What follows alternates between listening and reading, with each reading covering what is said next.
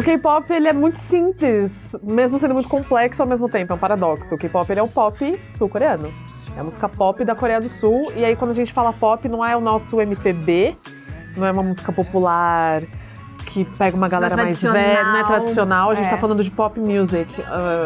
Divas pop que a gente tá acostumado a ter aqui, a gente tem a Anitta no Brasil, a gente tem a Beyoncé nos Estados Unidos, e a gente tem a série de idols de pop sul-coreano, na Coreia do Sul.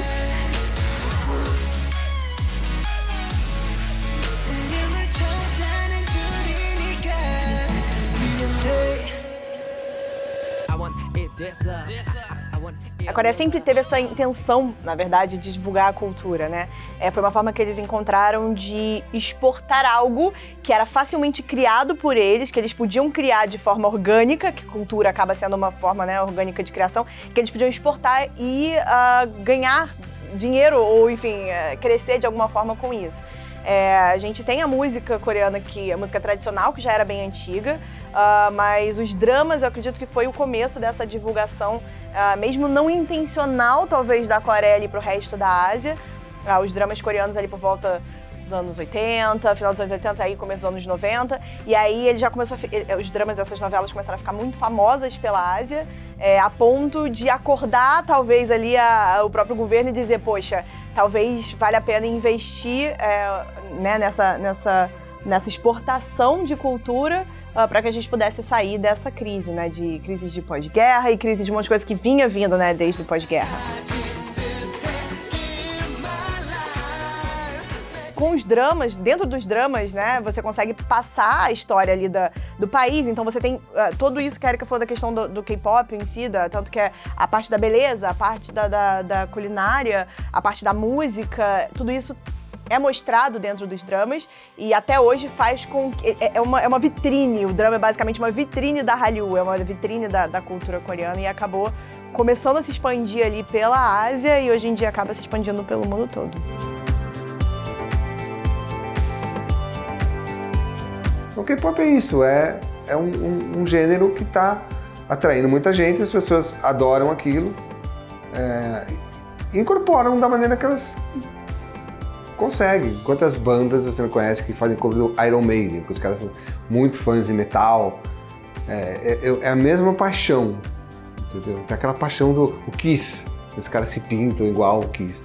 O K-pop tem a mesma paixão, quer fazer as coreografias do mesmo jeito, sabe? Quer tentar fazer, por exemplo, vamos fazer um grupo de 5 fazendo uma coreografia igual uma música que a gente viu. E vão e ficam fazendo até ficar bacana. Eu comecei a dançar K-pop faz 2 anos. Foi quando eu conheci alguns amigos e eles falaram, nossa, tem uma coreografia nova que lançou. Aí eu falei, putz, bacana, tudo assim. Ele falou assim, quer ir junto com a gente vai dançar. No dia era um parque do lado da onde eu moro, na Conceição. E falaram, tem um parque ali, tem um espacinho que dá pra dançar. Eu falei, bora.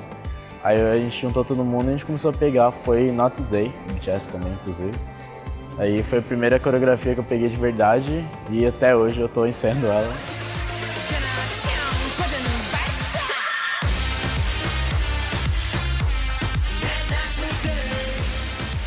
Dança pra mim, antes do Squad 7, era Just Dance e balada.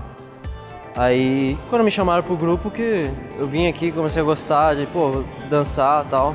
Porque eu dançava pouco K-pop antes, só que quando me chamaram pro grupo, eu falei, vamos fazer uma coisa séria, né?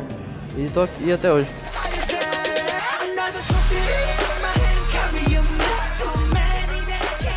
Além disso, o próprio K-pop, assim, a partir do momento em que a pessoa começa a ficar curiosa sobre aquela música, sobre o que é aquilo, a curiosidade ela acaba se expandindo, ela não fica só ali na música. Chega uma hora que você quer consumir os programas de entretenimento que os idols fazem parte, só que aí você não tá entendendo, mesmo com as legendas em inglês ou em português, você não tá entendendo o que tá rolando, porque é um humor muito... peculiar, muito diferente, peculiar, é muito pessoal, né? Tem a ver com a cultura deles e tudo mais.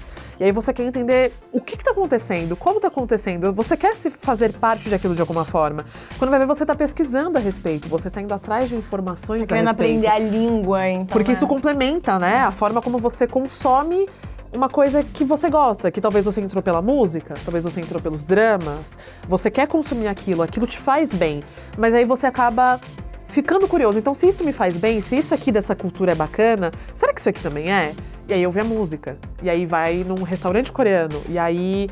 Por isso uma galera que a gente já sempre fala que é uma experiência multicultural, mas é uma experiência multi dentro da própria cultura coreana. O legal da música é que ela traz outras coisas também. Isso pode ser muito bacana pra gente conhecer outras coisas da Coreia. Vamos supor que você parte do zero.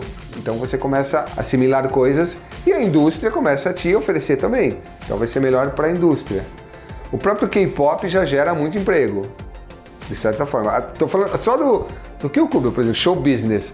Quantos empregos não gera um show do BTS, por exemplo? Ainda que sejam temporários, mas quantos empregos não geram? Se você tiver comida, moda coreana, vai ser mais um movimento na economia. Não vou nem falar cultura, na economia.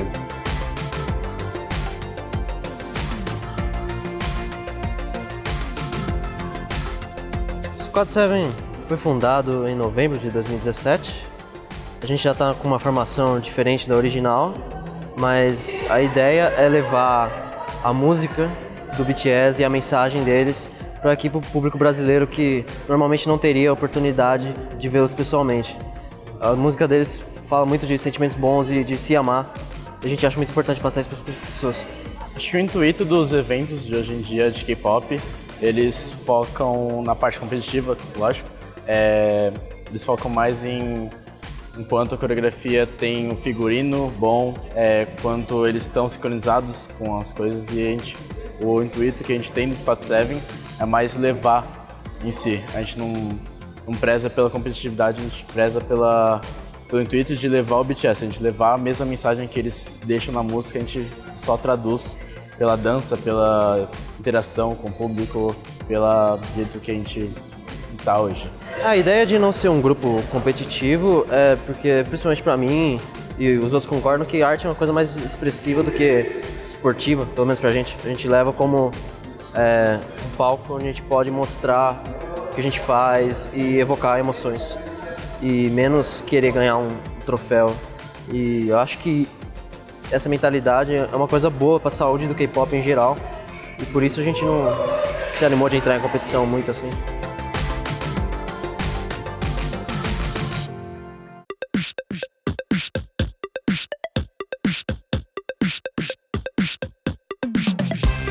K-pop, ele foi o primeiro Spotify Originals aqui no Brasil. O Spotify, que é, tipo, basicamente um dos maiores streamings de música do mundo, quiçá o maior, acredito eu.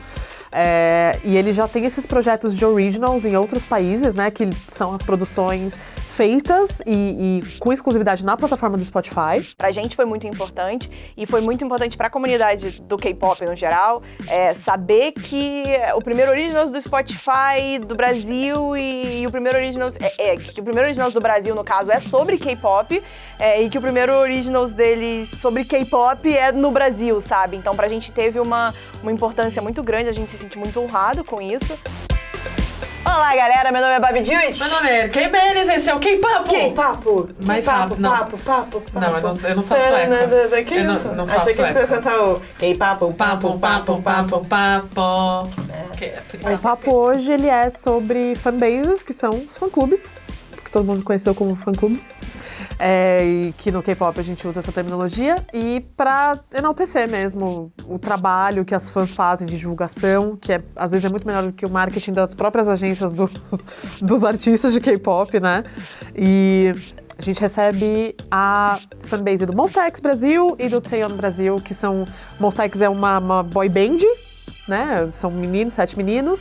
E a Taeyeon é uma das integrantes do Girl Generation, que é uma das maiores girl bands de K-pop de todas as gerações de K-pop. Ela tem a carreira solo, então. Uma carreira solo consolidada, então a gente quer fazer esse papo. Nossa carreira começou como parte de fanbase, antes mesmo da gente das nossas formações acadêmicas, antes mesmo do nosso trampo com o K-pop, com a Quimera, com tudo. Tudo começou em fanbases, assim, né? E todo o nosso trabalho conversa sobre ser fã.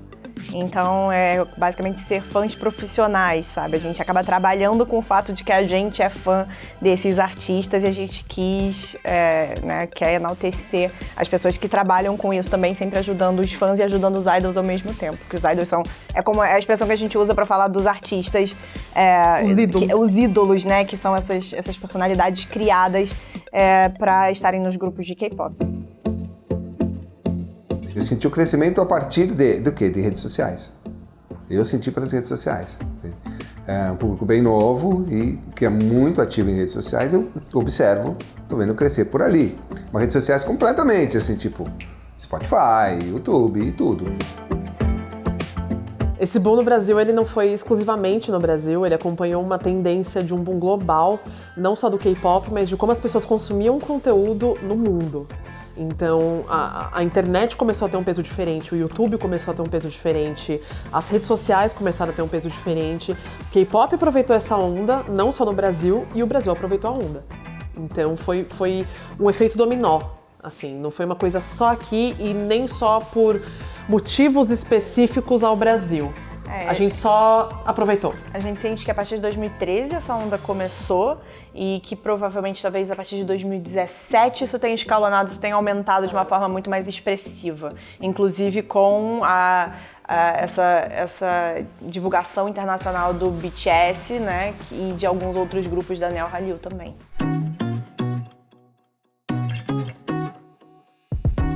Meu primeiro contato com K-pop foi no ano de 2016. Na internet, principalmente. Eu tava no YouTube e eu vi o Big Bang, que é um grupo de rapazes coreanos, que eles são os precursores, assim, das boy bands que a gente ouve hoje em dia. E eu me apaixonei pelo estilo de música deles e depois comecei a procurar mais sobre, né?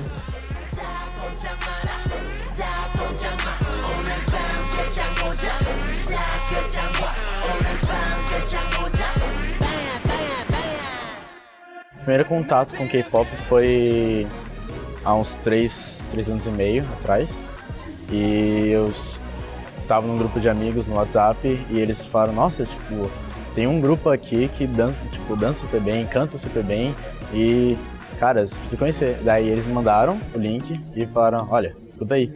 Aí eu peguei, escutei e tal, tudo dançando bonitinho, eu falei, nossa, tipo, incrível. Aí eu comecei a escutar mais, comecei a ver mais vídeos disso, aí foi quando eu me encantei, foi o BTS, a primeira música foi Dope. E foi quando começaram a crescer, quando eu vi já estavam fazendo turnê mundial e foi incrível.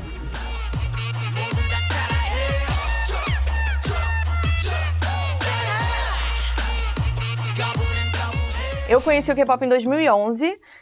Eu conheci através de uma novela coreana, uma novela chamada Boys Over Flowers. No dia que eu comecei a assistir uma novela foi, tipo, entrar realmente num buraco, assim, porque da novela eu fui querer ouvir a OST, que são as soundtracks, né, as trilhas sonoras, e daí conhecer os grupos, e daí começar a conhecer a cultura. Eu acabei trabalhando com shows, né, de K-pop, acabei apresentando alguns shows e trabalhando no backstage de shows e tal, e acabei trabalhando pro Drama Fever Brasil, que foi um desses primeiros streams que a gente teve aqui no Brasil que tinham dramas e novelas em filmes coreanos. E daí, enfim, uma coisa foi escalonando pra outra. Meu primeiro contato com K-pop foi em 2012. Eu já trabalhava com música, com entretenimento, já tinha produzido eventos, mas tudo voltado pro nicho do emo, pop rock aqui de São Paulo. Foi uma época que isso não estava mais me inspirando, isso não estava mais me dando um tesão de fazer minhas coisas, o que pra mim era um grande problema, porque se eu não tinha o tesão de fazer minhas coisas, nada mais tinha sentido. E alguém virou e falou assim, olha isso daqui, e deixou o link na minha timeline de um clipe de K-pop, falando, achei sua cara, acho que você vai gostar. E era o clipe do 21, de um grupo chamado 21, um grupo feminino, com os visuais fortíssimos e a música, e aquilo foi um... Sabe um momento de explosão, assim, de átomos, quando você vê essas coisas? Foi isso que aconteceu na minha cabeça. E aí eu comecei, curiosa como sou, comecei a pesquisar sobre um grupo, que aí cai no outro, que aí cai no outro.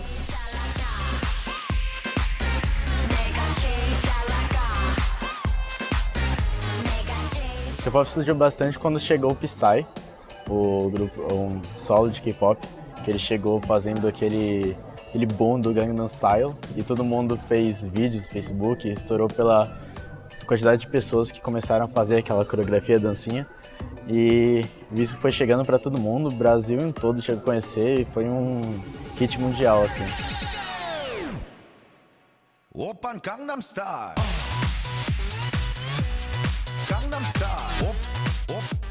As pessoas talvez não viraram fãs de K-pop por conta do Psy, mas o Psy com Gangnam Style, ele acabou abrindo a cabeça das pessoas que existiam coisas além do que a gente está acostumado, existiam músicas em outra língua, uma outra cultura, então ele expôs, na verdade, a cultura coreana para pessoas que não tinham esse contato, e daí a partir disso pessoas puderam pesquisar e entrar e se aprofundar no K-pop.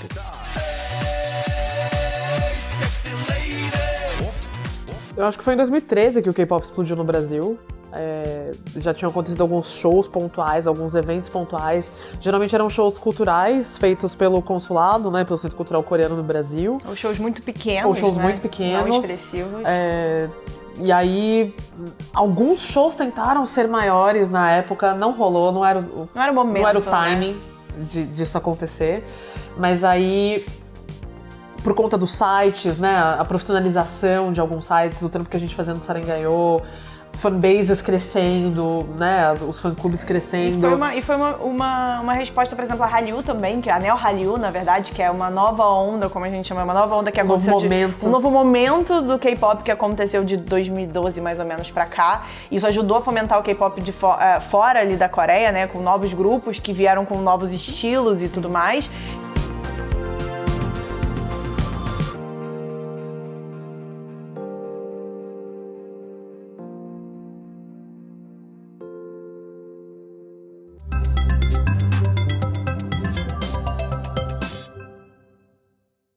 Se você gostou desse vídeo, quer saber mais sobre o K-pop e como ele fez e continua fazendo tanto sucesso aqui no Brasil, assiste a outra parte desse programa.